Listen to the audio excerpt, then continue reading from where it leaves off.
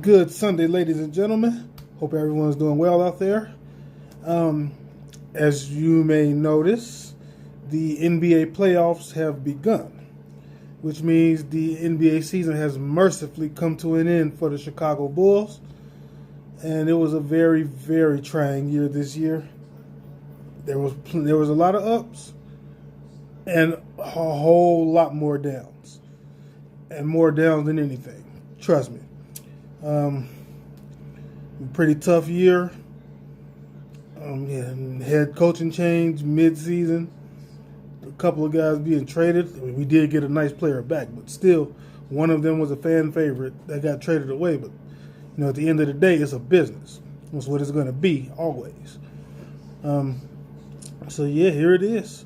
We've reached the off season now, and we got draft stuff looming, and all that. But we got to wait till after the playoffs first. So the Bulls finished with a record of 22 wins, 60 losses. That was good for fourth worst in the NBA, 13th in the Eastern Conference. 5-19 under Fred Hoiberg, 17-41 under interim, now permanent head coach Jim Boylan, who just I believe signed a 3-year extension with the Bulls. Garpax gave him a 3-year extension. I don't know why you'd give a 17-41 coach a 3-year extension, but I guess they see something that we don't. So I'll just leave it at that. The team leaders in points per game: Zach LaVine. Rebound: Zach LaVine led the team with 23.7 points per game. Lauri Markkanen, 9 rebounds a game, and Chris Dunn led the team with 6 assists at the point guard position. Top players: Zach LaVine, 23.7 points a game, while shooting 47% from the field. Lauri Markkanen, 18.7 points per game and 9 rebounds a game, while shooting 43% from the field. And Otto Porter Jr. in 15 games with the Bulls had 17.5 points, 5.5 rebounds, and shot 48% from the field. And remember, that's in 15 games since the trade. He did miss a few games here and there as a Bull. So, yeah, tough year. Once again, pretty hard to watch at times. Pretty fun at times. Most nights they competed. Some nights they didn't look so good. It was just pretty bipolar, I guess you could say. But yeah, there were some good moments. But first, I want to say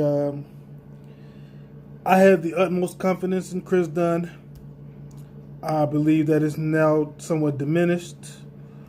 I like Chris Dunn as a person, but I believe he is not the starting point guard of the Chicago Bulls. That person may be elsewhere, whether it be Ja Morant or R.J. Barrett, if we're lucky to get either one of those guys, or if we so happen to bring back Derrick Rose. It could be him. He could be the starting point guard for this team.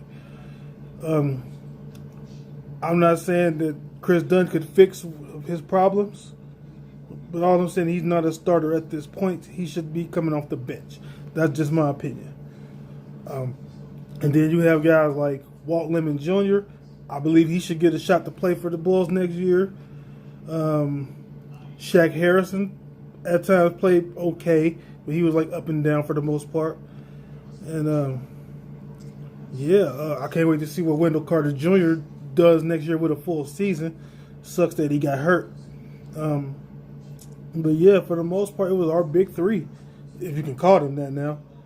Zach, Lauri, and Otto is our big three now. I guess you can add Rolo in there too, but he came along strong at some times in the season, but for the most part, it was mainly Zach, Otto, and Lauri. So that's there's that. We did have some top moments this year. Let me try and run through them real quick because I wrote them down. Like for example, Zach LaVine scored 41 in that 116-115 overtime, double overtime win in New York. Man, that was a good game. Chris Dunn scored 24 points. Markkanen scored 23. Short-handed, matter of fact. The Bulls were short-handed in that game, and they beat the Spurs. Well, Otto Porter's debut. He scored 18 points on 7 of 9 shooting. Beat the Nets. What else? Otto Porter dropped 37 against Memphis. Lauri Markkanen made the game-winning bucket against Oklahoma City over Paul George and Steven Adams, no less. So that was good. Zach LaVine, 39 points and hit the game-winning bucket to beat Philly. I remember watching that game on ESPN. Fun game to watch. He and Jimmy Butler were like going toe-to-toe. It was a fun game to watch. Let's see some other top moments we had here. Zach LaVine and Lauri Markkanen combined to score 77 points. 77 points in that 4 overtime win against the Atlanta Hawks, 168-161. I'll never forget that game.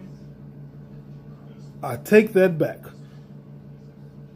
It was against the Celtics, 126-116. But Zach had an excellent game. Zach did score 47 against the Hawks in that 4 overtime game, and Trae Young scored 49. Those two were dueling it, going toe to toe. That was a fun game to watch. And who else? Lauri Markkanen and Porter also scored 31 points apiece in that game. So it was a bunch of scoring to go around.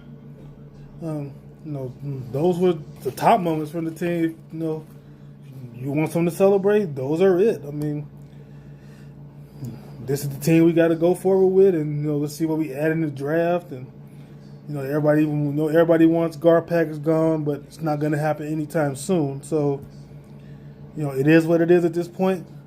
Let's see what the Bulls bring us in the draft and possible free agent moves, even though there won't be any. I believe, in my opinion, there won't be much to make. So, we'll see what happens. But I'm a Bulls fan, no less, always. And I'm going to stick with them no matter what. So, that being said, go Bulls to the end. And I'm out. Peace.